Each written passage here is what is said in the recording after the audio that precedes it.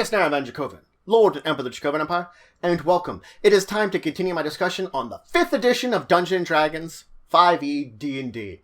When we last left off, we were still diving into treasures and started talking about alternate rewards. Rewards that don't have a physical form to them. Not the gold, the jewels, or the magic items. And of course, we're starting with blessings and charms. Let's talk more about blessings. So blessings, of course, is something that is given by divine source. A deity or similar power will grant you a blessing should you, for some reason, earn their favor. And this will be a momentous act that earns their favor. Something that you do which draws their eyes to you of a being far more powerful than you. There are many things that can be done. Some good examples would be perhaps restoring one of their greatest churches, shrines to their glory that they once had.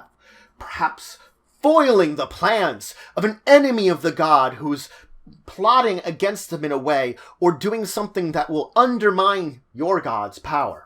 Or perhaps even joining a holy quest of another hero, a hero who's been tasked with this god to accomplish a mission, and you as joining with this quest are helping out to complete this holy mission.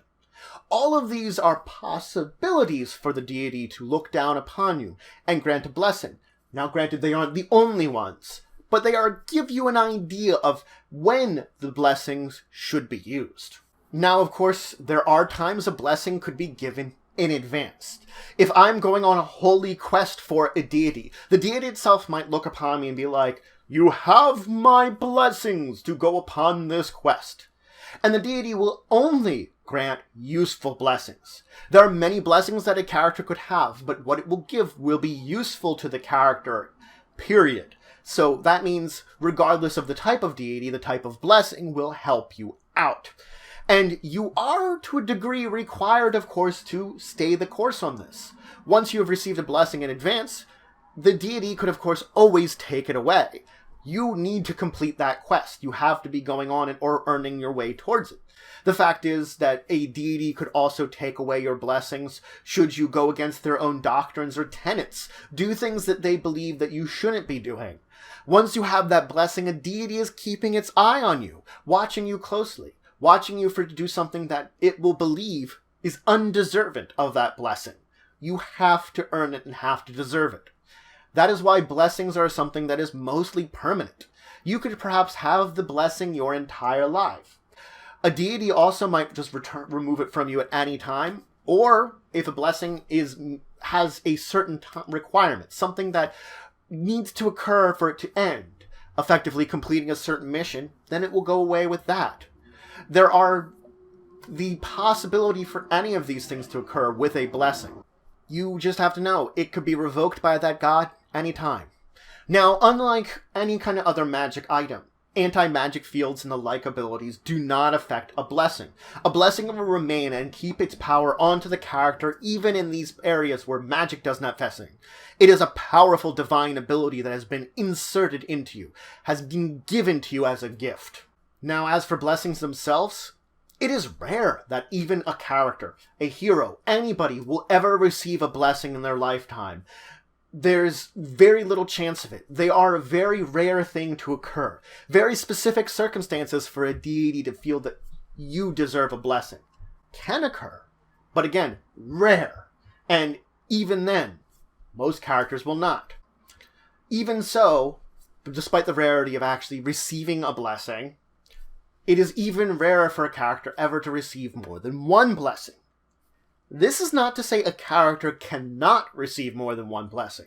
If a character should somehow accomplish multiple tasks for either the same deity or different deities that have similar philosophies, you could theoretically have more than one blessing that could come upon you. There is actually no limit to the number of blessings you could get. With one being rare, just think about how rare it would be to have anything beyond that. So of course, yes, this is not something that should normally occur. The only caveat is you cannot receive the same blessing more than once. So if you get a blessing, that's the only time you get that blessing. If you get another one, it will be a different blessing.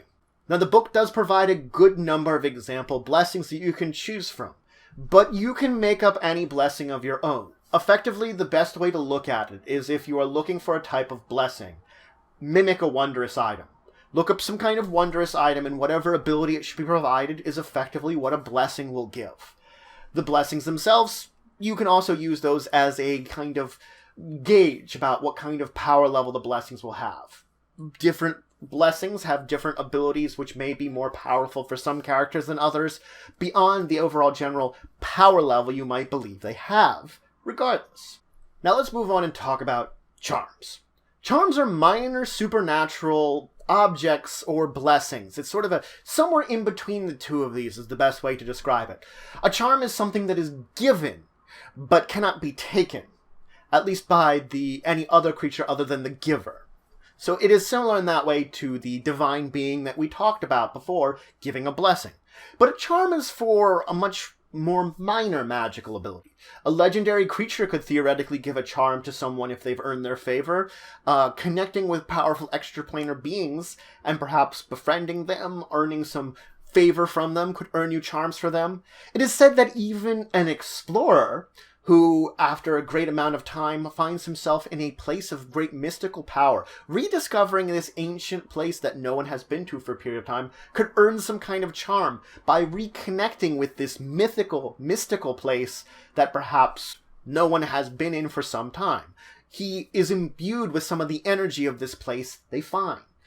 These are all ways that a charm can be placed upon a person, but it shows you that there is a lot more variety. It is still a almost magical nature, a mystical, divine nature to it, that something is getting blessed upon your character. But in this case, it isn't a blessing, it's a charm. Charms traditionally have a number of uses to them. It might be that you could use it one time before it's gone. Other charms might be able to use multiple times. But regardless, charms oftentimes mimic spells. And when they mimic spells, they of course do not actually require any kind of spellcasting class, and don't require any kind of components for these spells that you're effectively casting. So no spell slots added, and you don't have to do anything, you just do the spell. No movements, no words, no materials. Now, the exception that is the difference between a charm and a blessing is charms are subject to anti-magic fields and their like. If you enter into one of these, the charm won't work. Similar, you can use Dispel Magic on a charm's effects. You can stop it from casting the spell, from the spell going into effect. The thing about a charm, though, is it cannot be stolen from you. It cannot. It cannot be removed from you. It is something that you just have. So you can see that though it might have a physical representation, an actual charm, the charm is more spiritual still. The only things that could possibly remove a charm from you are divine intervention. If a deity says, no, you don't get that, yoink. Or a wish spell will also do it. A wish spell will also remove a charm from someone, possibly even steal a charm from someone. If you're building a charm, there are some examples in the book that you can use as guidelines, or you can use them themselves, but they traditionally mimic spells or the effects of potions. So that's what you use as guidelines. So it's very easy to create charms.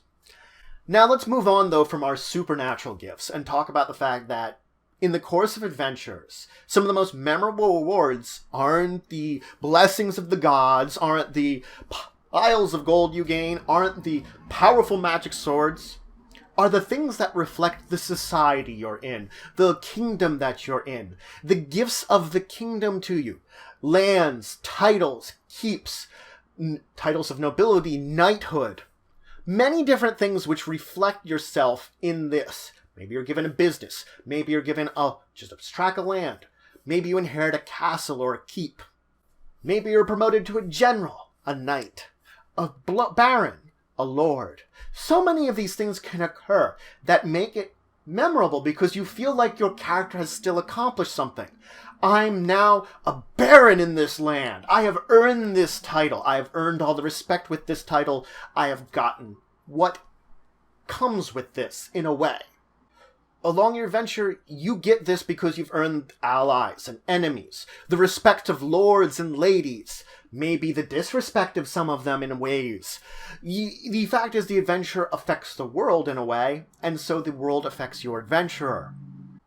This is stuff that you can hand down to your descendants. It's a legacy, a family that you're building using this stuff you've rewarded through your adventure. It's the story of a common folk that could easily go out, accomplish great deeds. Great deeds for both king, country, or perhaps just humanity or the civilized world itself. And these great deeds don't go without reward from those around them who see them. Nobility, rising from the ranks because of their great deeds, and sharing that with those that would come after them, is a reward that can be seen as both epic and story-driven. Think about that. I'm earning something that will be handed down to those that come after me. Handed down to my descendants. To perhaps another character played in another time. Now, many of these rewards can come along with treasure. I could find a treasure hoard and there's an old deed in there to some castle that people had long since forgotten, left abandoned. The king was barely maintaining it. It's mine now. I have the proof of it. Or it could be a reward in and of itself. I come back and I claim the treasure of the dragon. And what reward do I get from the king? I get a noble keep or a title. I get something that it could, again, come with other treasure or just be a treasure in and of itself, a reward in and of itself. But that's it for today. So I talked about the two supernatural things you could get as a reward, as a treasure, blessings and charms. Blessings from a deity, more powerful, but even charms are very useful and given from some kind of connection to a mythical or divine source. A lesser one give you. Then, of course, I dove into the next part of things, talking about rewards that are more... that don't have that kind of supernatural connotations, but still qualify as rewards that don't have a physical form necessary.